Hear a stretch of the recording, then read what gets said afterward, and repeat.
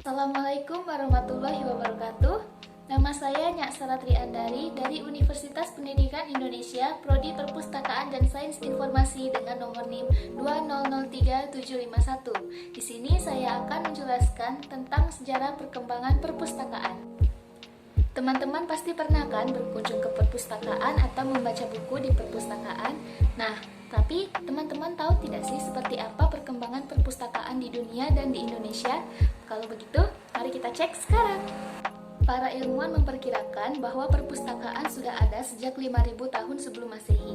Tapi, perpustakaan pertama yang tercatat oleh sejarah adalah perpustakaan yang ada di kota Niniwe, ibu kota Asyur atau Assyria, yang diperkirakan berdiri pada tahun 669 sebelum Masehi sampai 636 sebelum Masehi. Karena pada zaman dahulu kertas belum ditemukan, maka perpustakaan ini berisi buku-buku yang terbuat dari daun, tanah liat, serta alas lainnya. Pada peradaban Sumeria, ditemukan catatan yang dipahatkan pada lempengan tanah liat. Lempengan ini yang kemudian menjadi dasar dari koleksi perpustakaan di Niniwe. Pada zaman dahulu, manusia mencatatkan kegiatannya pada media berupa daun, batu, kayu, ataupun lempengan. Tetapi lambat laun, cara tersebut dianggap tidak praktis karena sulit digunakan dan sulit disimpan. Oleh karena itu, manusia berusaha mencari cara yang lebih praktis. Sekitar tahun 2500 sebelum Masehi, orang Mesir menemukan sebuah penemuan sederhana tetapi memberikan dampak kepada peradaban manusia. Penemuan tersebut merupakan penemuan bahan tulis yang disebut papirus, terbuat dari rumput yang tumbuh di sekitar Sungai Nil. Hingga sekitar tahun 700-an Masehi, papirus masih digunakan sebagai bahan tulis. Tetapi kemudian, bahan lain juga digunakan untuk bahan dasar pembuatan bahan tulis. Seperti yang dilakukan oleh bangsa Eropa, mereka menggunakan kulit hewan seperti sapi, kambing, biri-biri, dan hewan lainnya sebagai bahan tulis. Bahan tulis ini disebut parmen. Parmen sebenarnya berasal dari kata pergamuan, sebuah kota kecil di Asia yang merupakan tempat pertama digunakannya parmen.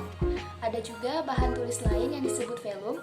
Velum dan parmen sama-sama terbuat dari kulit hewan. Tetapi selain sebagai bahan tulis, velum juga digunakan untuk menjilid buku. Karena Eropa Barat baru mengenal kertas pada abad ke-12, sedangkan mesin cetak pertama kali dikenal pada abad ke-15, maka perkembangan perpustakaan pun berjalan dengan lambat. Ketika kertas sudah ditemukan, tetapi teknik percetakan masih primitif, di Eropa Barat dikenal sebuah percetakan yang disebut dengan incunabula, yaitu buku yang dicetak dengan menggunakan teknik bergerak atau movable type sebelum tahun 1501. Pengaruhnya bagi perpustakaan adalah perpustakaan terutama di Eropa Barat hanya menyimpan koleksi dalam bentuk manuskrip. Manuskrip merupakan tulisan tangan yang biasanya berbentuk gulungan yang disebut scroll. Nah, seiring perkembangan zaman, perpustakaan tidak hanya ada di negara-negara timur, tetapi juga ada di Indonesia. Rakyat Indonesia diperkirakan sudah mengenal sistem baca dan tulis sejak abad ke-5 Masehi. Saat Belanda menjajah Indonesia, mereka membawa teknologi berupa percetakan kertas dan buku. Hal ini tentu saja membuat minat baca dan tulis rakyat Indonesia semakin meningkat. Pemerintah Belanda juga mendirikan beberapa gedung perpustakaan dan di dalamnya banyak sekali buku yang dicetak dan dipajang dengan rapi. Tetapi sayangnya buku-buku itu berbahasa Inggris dan Belanda.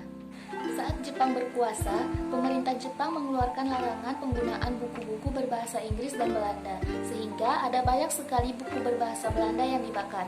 Hal ini tentu saja membawa keuntungan karena semakin banyak buku-buku berbahasa Indonesia yang disebarluaskan. Setelah Indonesia merdeka, perpustakaan semakin dikenal oleh masyarakat luas. Pemerintah membangun lebih banyak gedung-gedung perpustakaan, dan perpustakaan itu terbuka untuk umum. Mulai dari anak-anak sampai orang dewasa, semuanya boleh berkunjung dan membaca buku di perpustakaan.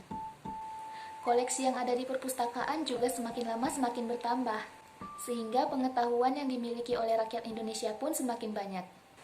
Nah, begitulah tadi sejarah singkat tentang perpustakaan. Semoga informasi yang diberikan dapat bermanfaat bagi siapapun yang menontonnya. Wassalamualaikum warahmatullahi wabarakatuh.